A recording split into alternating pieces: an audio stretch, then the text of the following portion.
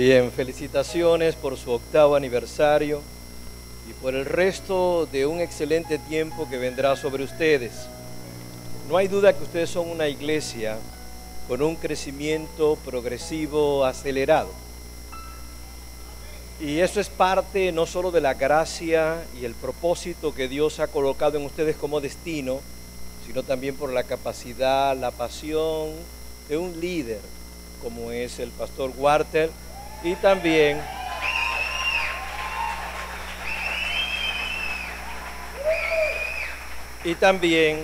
él no podría ser quien es sin la influencia espiritual profunda y carismática de su esposa. Así que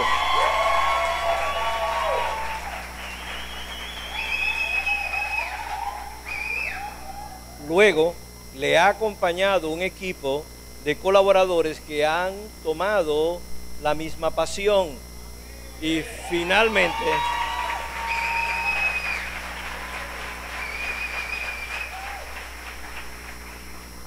finalmente un pueblo fiel que abrazó esta visión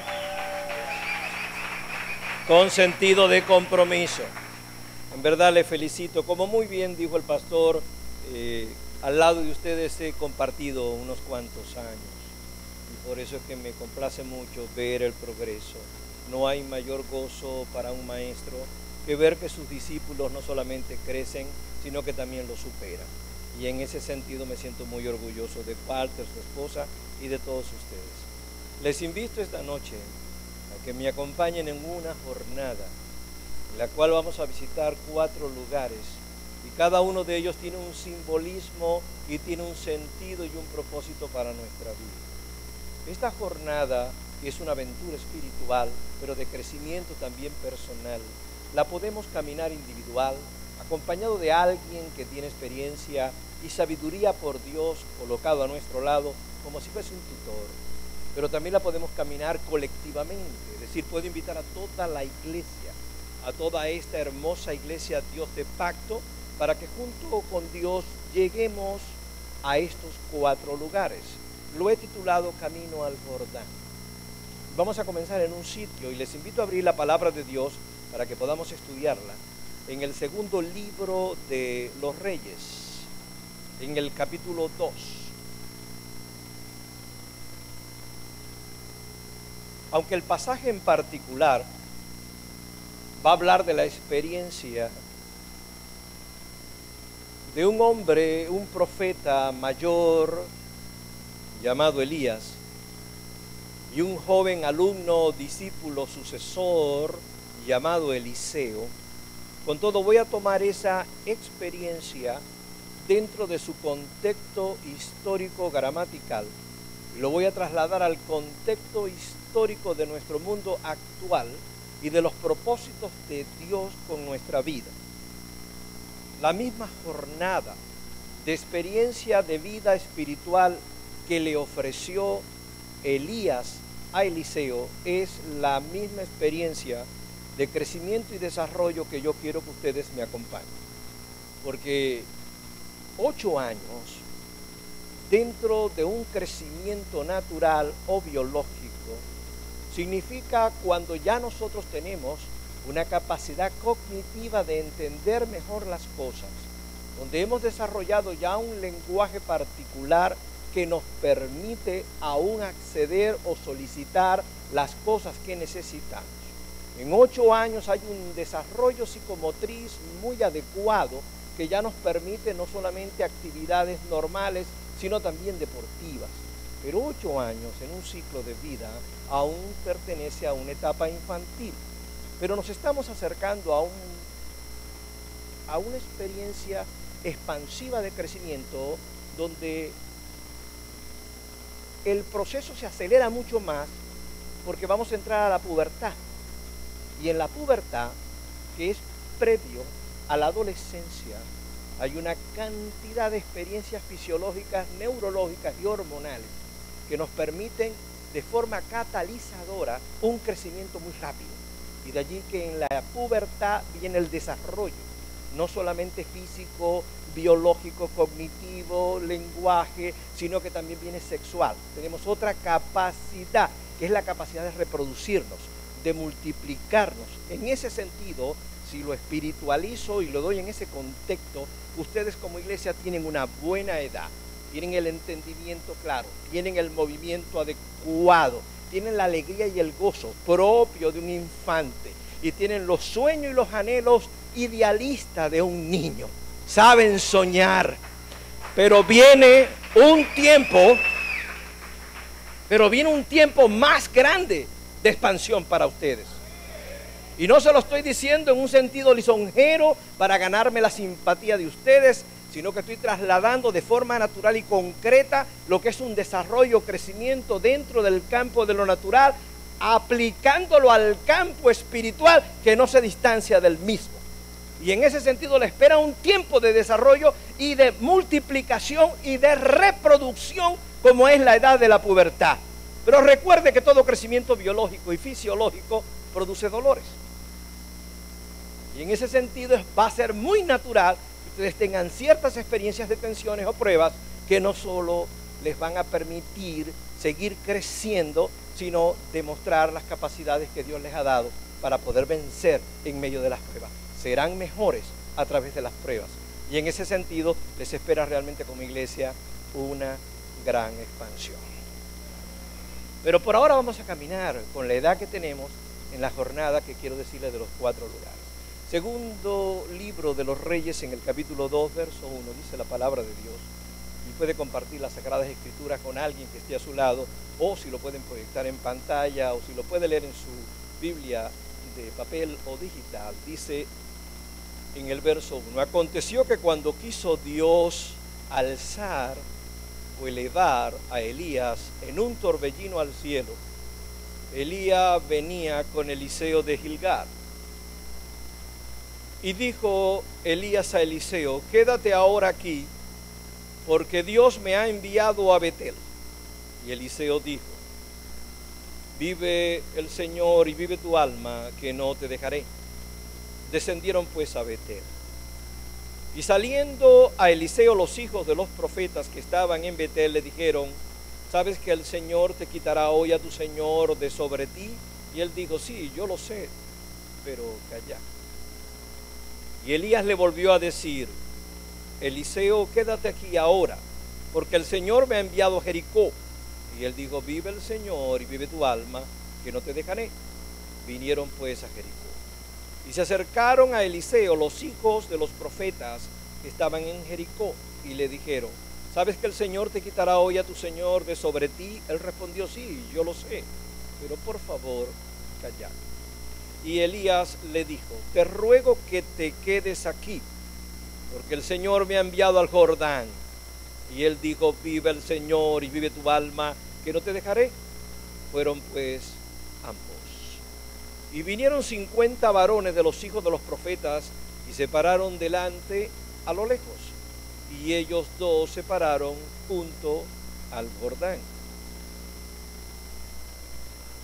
Tomando entonces Elías su manto, lo dobló y golpeó las aguas, las cuales se apartaron a uno y a otro lado y pasaron ambos por lo seco. Cuando habían pasado, Elías dijo a Eliseo, pide lo que quieras que haga por ti antes que yo sea quitado de ti. Y dijo Eliseo, te ruego que una doble porción de tu espíritu sea sobre mí. Él le dijo, cosa difícil has pedido, si me vieres. Cuando fuere quitado de ti, te será hecho así, mas si no, no. Verso 11, y aconteció que yendo ellos y hablando, he aquí un carro de fuego, con caballos de fuego, apartó a los dos, y Elías subió al cielo en un torbellino. Viéndolo Eliseo clamaba, Padre mío, carro de Israel y su gente de a caballo. Y nunca más le vio. Y tomando sus vestidos, los rompió en señal de duelo en 2 partes. Alzó luego el manto de Elías, que se le había caído, Y volvió y se paró a la orilla del Jordán, y tomando el manto de Elías, que se le había caído, golpeó las aguas, y dijo: ¿dónde está el Dios de Elías? Y así que hubo golpeado, del mismo modo las aguas se apartaron, uno y a otro lado, y pasó Eliseo en sí. ¿Pueden alabar a Dios? En esta jornada partimos del primer lugar, Gilgal, en el verso. Ellos estaban en Gilgal. Gilgal significa lugar de corrección. En Gilgal es donde nosotros aprendemos, después de la conversión, después de haber tenido la experiencia sobrenatural de la salvación, y entendiendo el llamado y el propósito que Dios tiene con nuestra vida como un destino eterno, es necesario que muchas cosas de nosotros que eran parte de nuestra vida pasada ya no nos acompañen en esta jornada. En Gilgal se tienen que quedar aquellas costumbres que no están cónsonas con la ética y con la moral de la vida de pureza que Dios pide como santidad de vida. En Gilgal necesitamos mucho que alguien esté con nosotros para que nos ayude a un proceso que va después de la salvación y que se llama restauración. En Gilgal la corrección muchas veces no es agradable porque tenemos que soltar cosas. Por eso es que cuando hay el primer encuentro entre Elías y Eliseo, eso está en Primera de Reyes, dice que Eliseo estaba arando el campo con bueyes y que él estaba en la 12ª yunta de bueyes al final, dirigiendo el peso de todos aquellos bueyes que araban el camino. Pero dice que cuando Elías le hizo el llamado de parte de Dios, él lo soltó todo, lo dejó todo para continuar. Por supuesto, es el nuevo camino de vida que Dios tenía. Tenemos que soltar cosas, pero a veces no es fácil soltar cosas, sobre todo aquellas cosas que tienen que ver con nuestra naturaleza pecaminosa, con aquellas tendencias que muchas veces son reactivas y que tienen que ver con nuestro mal carácter, con aquellos valores que de pronto no hemos rendido todavía ante el Señor y que siguen prevaleciendo en nuestro corazón. No es que no somos salvos, no es que no tengamos salvación, no es que no haya un llamado en nosotros, no es que no haya una naturaleza espiritual que se siente enamorada del Señor. Es que en Gilgal tiene que morir el alma, en Gilgal tiene que comenzar a morir el cuerpo, es decir, aquello que aún no ha sido glorificado, aquello que todavía en mí viene a ser como un tropiezo, esa naturaleza que la palabra de Dios la define como naturaleza carnal y que se enfrenta a la naturaleza nueva espiritual que tenemos en Cristo Jesús. Gilgal es entonces un lugar donde a veces hasta los hijos de Dios pueden ser pródigos. Es decir, pueden ser hijos, pero aún tienen la tendencia de vivir o visitar lugares apartados y vivir en ellos a veces, aunque de forma oculta o clandestina, pueden vivir cosas que son de vida perdida.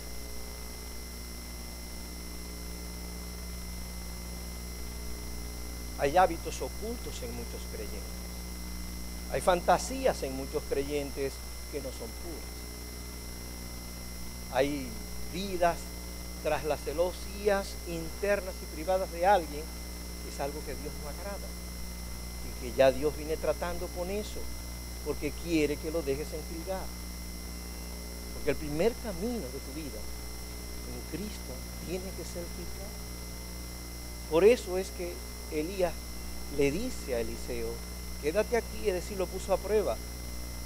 No vayas conmigo a Gilgal, no estés conmigo en Gilgal. Pero Eliseo sabía el precio que tenía que pagar y lo aceptó. Yo no tengo por qué señalarte a ti qué es lo que tú sabes que tienes que dejar y no lo has dejado.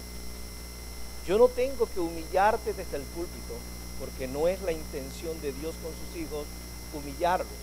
Aun cuando Él tiene conocimiento de todo, Porque si algo tienes que entender aún en tu vida oculta, es que Dios no puede ser burlado.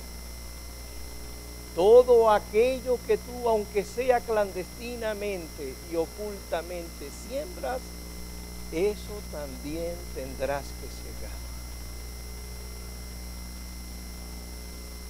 En la iglesia que fundé en Venezuela y que pastoreé durante 20 años y que es una mega iglesia significativa en la ciudad, y en este viaje que hice en julio me vine con el corazón roto porque tuve que destituir uno de nuestros pastores por adulterio. Se quedó en juzgado. No quiso pasar juzgado, aun cuando la iglesia está en un avivamiento considerable. Pero era mi deber hacerlo, porque no solamente estaba en adulterio oculto por varios años, sino que al mismo tiempo se resistía en su patología, en admitir, reconocer, confesar, sino con unos mecanismos de defensas inconscientes infantiles, proyectaba más bien la culpa en otros y nos endosaba a nosotros la falta de amor, cuando en él no hubo amor ni por su familia, ni por Cristo, ni por su llamado. Pero qué fácil es proyectar nuestras indignidades en otros.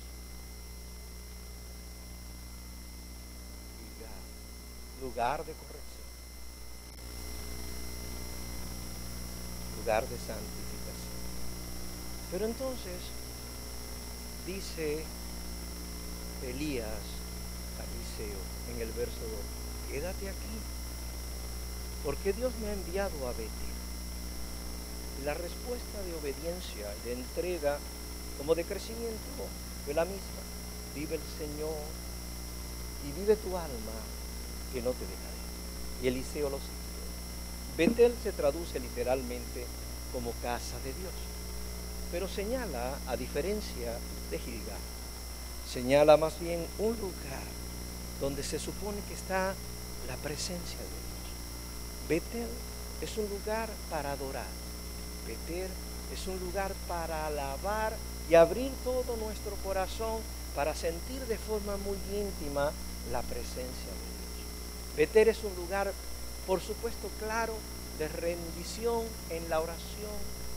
Betel es búsqueda espiritual.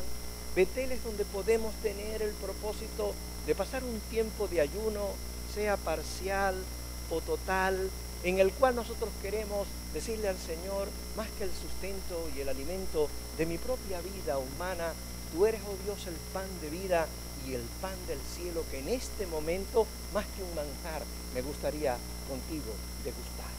Es ese tiempo en el cual yo puedo tener devocionales, tiempo de estudio sistemático de la palabra, búsqueda espiritual, asistencia a la iglesia, incorporación e integración a la alabanza y a la adoración. Es donde siento realmente la presencia de Dios, y precisamente es en ese enriquecimiento de búsqueda espiritual que tenemos en Betel, es donde encontramos el fortalecimiento de nuestra naturaleza espiritual a un nivel tal que entonces en las otras áreas que son débiles y que tienden a querer devolverme a Gilgal, es en Betel donde yo encuentro que puedo vestir mis debilidades con la fortaleza espiritual que sé y que puedo tener en el Señor. Cuando el apóstol Pablo podía decir que él en su debilidad entendía que entonces se hacía fuerte, lo que estaba queriendo decir es que aunque él sabía cuáles eran sus áreas más vulnerables, cuál era el lado insano de él, o en el campo de la psiquiatría se diría el lado oscuro de su vida, aunque él tenía conciencia de cuál era lo vulnerable en él, él descubría cuando buscaba a Dios en la persona del Espíritu Santo que la fortaleza del Espíritu se perfecciona es sobre nuestras debilidades. Es donde encuentra más campo el Espíritu de Dios para manifestarse. Si yo soy capaz de entregarles esas debilidades a Él, como diciéndole, no quiero vivir yo, quiero que Cristo viva en mí. Pero no será posible, Espíritu de Dios, si tú no siembras esa presencia mayor de Cristo en mi corazón. Ayúdame, oh Espíritu de Dios, a hacer morir lo terrenal en mí y a vivir Cristo en mí. No lo puedo hacer sin ti, Señor. Es en Betel donde hay dependencia, es en Betel donde hay crecimiento, pero la gente no puede permanecer mucho tiempo en Betel. Y sobre todo en vida moderna tan estresante. Hay tantas cosas que roban el tiempo, hay tantas cosas que nos afanan y nos ocupan, que muchas veces no hay tiempo para estar de forma considerable en la presencia de Dios, en Betel. Con razón somos tan vulnerables a recaer a Gilgal. Les animo a que puedan seguir renovando, creciendo y teniendo vida espiritual profunda, con estudio de la palabra, con el tiempo adecuado para el ayuno, con la oración, los devocionales, aún en horario, y que aún la forma más simple que yo puedo hacer como un Betel es que cuando haya oportunidad en la familia, cuando por fin la familia todos se puedan sentar juntos, allí tomados de la mano, le podamos decir frente a unos alimentos: Señor, gracias, gracias por tu providencia. Bendice no solo la mesa, bendice nuestra familia. Lo que pasa es que hay tan poco tiempo para Betel que casi nadie en un hogar comen juntos. Si se da cuenta, cada quien come en su lugar. Se está perdiendo comunión, y la comunión se encuentra es en Betel. Les noto callado. ¿Es porque están caminando conmigo en cada estación? ¿Usted cree? Me alegro que así sea. Pensé que les estaba cayendo mal. Y yo dije, yo sé que mi frente es mortal, pero ¿le gustaría ir al tercer lugar? Dice la palabra de Dios que entonces en el verso 4 Elías le volvió a decir a Eliseo: quédate aquí, porque Dios me ha enviado a Jericó. Y en obediencia Eliseo le dice: vive tu alma y vive Dios, que no te dejaré. Y fueron juntos a Jericó. Jericó se traduce como lugar llamado grato, o lugar donde se encuentra la alegría. Jericó geográficamente es interesante en el Medio Oriente, porque Jericó es en parte desértico, pero tiene muchos oasis con palmeras agradables y fuentes de aguas. En ese contraste, en esa dicotomía de naturaleza, como que todo lo que viene del desierto o atraviesa el desierto puede conseguir refrigerio, puede conseguir como restauración y puede recuperar la alegría en esos sitios de sombra y agua, lugares para descansar. Jericó entonces se viene a convertir como en el lugar donde nosotros podemos transformar nuestra tristeza en gozo, donde nuestro luto por la vida y por las pérdidas y por los conflictos humanos que son propios de este peregrinaje en este valle de sombras, es en Jericó donde yo puedo, hasta mi duelo lo puedo transformar en baile. Es el tiempo donde yo puedo allí sanar heridas. Es allí donde, aunque significan batallas, obviamente porque históricamente en Jericó se vivieron muchas batallas para que el pueblo de Israel pudiera poseer la tierra prometida, con todo las batallas de nuestras emociones, las batallas de nuestros sinsabores, las batallas del tiempo en que solemos desanimarnos, deprimirnos. De alguna manera podemos encontrar en Jericó de nuevo el descanso, el oasis y el tiempo del agua divina, alegre y refrescante de lo que es el Señor, y muchas de nuestras heridas pueden ser allí sanadas y recuperamos otra vez en el Señor, allí en Jericó, nuestro ánimo, nuestro gozo, nuestra buena voluntad para seguir adelante. ¿Cuántos pueden alabar a Dios? Como terapeuta que soy en el campo, obviamente, del psicoanálisis, y cuando tengo que atender a algunos pastores para ayudarlos en sus procesos de vida, y De allí parte de la mentoría y la tutoría de carácter lógicamente profesional que tengo sobre algunos líderes importantes en el país. En esa atención que yo les brindo, sobre todo aquellos que son de edad mediana, me encuentro que la fatiga de la vida, la carga y el peso de años de ministerio, a veces los agota. Como ya uno en edad mediana no tiene la misma fortaleza, no solo física, tampoco la tiene mental y emocional, porque así como envejece el cuerpo en edad mediana, de 50 años en adelante, envejece también el alma, la mente, las emociones, y la voluntad no tiene la misma firmeza. Ya no segregamos inclusive la misma cantidad o intensidad de hormonas, ni siquiera las de carácter sexual, y tampoco tenemos la segregación neuronal de sustancias que nos pudieran dar un poco más de vigor, un poco más de acción, o por lo menos de seguridad. Nos estamos debilitando con los años. Dios lo entiende. Y por eso es que en edad mediana tienen que haber unas transiciones de vida a fin de poder encontrar nuevos escenarios y seguir la vida siempre con alegría, aunque no con el vigor ni tampoco el gozo de la juventud, pero sí con nuevos escenarios, con nuevos sueños, con nuevos propósitos, porque no es una jubilación la edad mediana, es simplemente una transición, un cambio que yo debo hacer para seguir soñando.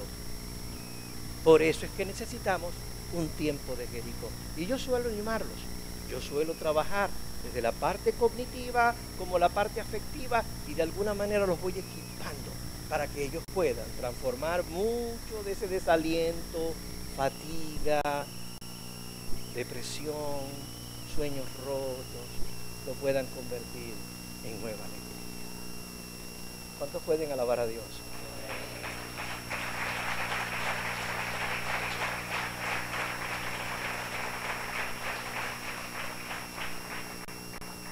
Cuando estamos desalentados en este tipo de edad, o en cualquier tipo de edad donde haya fatiga, quiero que ustedes cuiden mucho eso en su vida personal, aun cuando usted sea joven.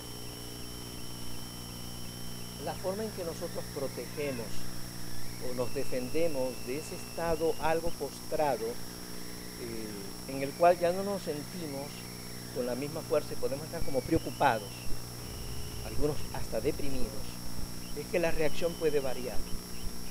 Todo aquello que causa como una raíz o un centro de dolor, yo lo puedo cubrir con emociones, porque la intención es no sentir lo desagradable que es el dolor. O sea, el dolor, la palabra lo dice, dolor es muy desagradable. Es más fácil sentir otras emociones que disimulen, oculten o nublen el sentimiento del dolor. Entonces lo puedo cubrir, por ejemplo, con mucha tristeza. Lo puedo cubrir con mucho miedo. Y es este tipo de persona que cuando está un poquito cansada, quemada, muy cargada o desalentada, tiende a la depresión. Entonces uno le da el tratamiento de asistencia primaria para sacarlo de la depresión y volverlo a restablecer. Pero ahí tengo que trabajar como en un Jericó. Le tengo que ayudar para transformar su tristeza, su depresión en un nuevo gozo, para que su vida encuentre nuevo propósito. No tiene que ver con el pecado, por eso no lo devuelvo a Jericó. No tengo nada que corregirlo. ¿Está conmigo? Quizás se enfrió Betel, pero yo entiendo que no es tanto espiritual, que es más de carácter mental y emocional. Lo que necesita es Jericó. ¿Está conmigo? Estoy constantemente hablando en un sentido siempre alegórico, metafórico, para que me pueda comprender. Pero a veces lo que sentimos no lo cubrimos necesariamente con miedo, con tristeza, como para caer en una depresión. Si el dolor está presente y sobre todo está el cansancio y la fatiga presente, repito, no importa el que sea joven, lo podemos cubrir con otras emociones que de paso son más excitantes, pero a veces un poco nocivas si no la manejamos bien, que es la ira. Si siento la ira y no el dolor, pareciera que yo disimulé el dolor, no lo estoy sintiendo porque la misma ira es la que me está en este momento ocupando. Entonces puedo sentir como en la ira, y creo que en esa ira, en ese enojo, yo me de alguna manera como superando el dolor. No es así, simplemente lo estoy cubriendo. Él está vivo, está enterrado. Más aún, ese dolor se está descomponiendo y va a ser más intensa la infección, o por lo menos la contaminación va a ser mayor. ¿Cuál va a ser la respuesta en la que observo cuando atiendo pastores, sobre todo que están así, poco fundidos? Unos los tengo deprimidos, pero a otros los tengo con una susceptibilidad para irritarse, con una susceptibilidad para reaccionar y responder de forma agresiva.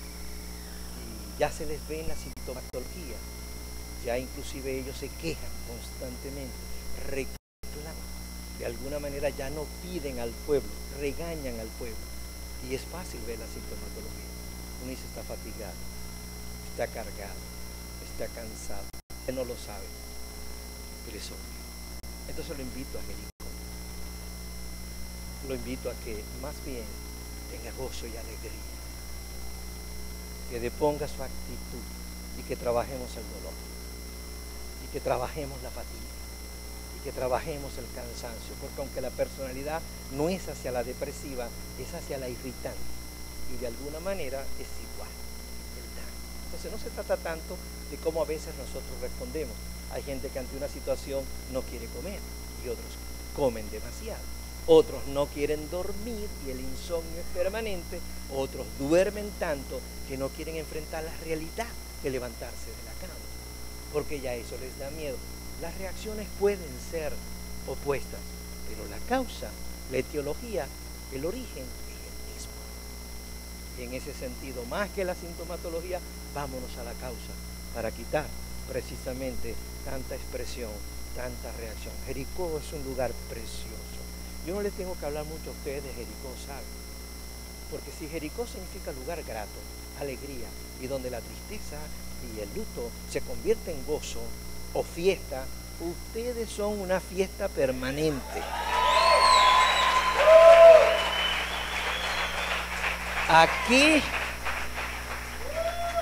Aquí la alegría abunda. Inclusive aquí la alegría, si no es por las buenas, es por las malas.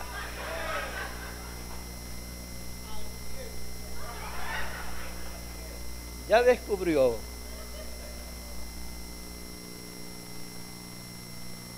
Es bueno, tienen buen ambiente ustedes. Les felicito por eso. Tienen un buen ambiente. Consejo.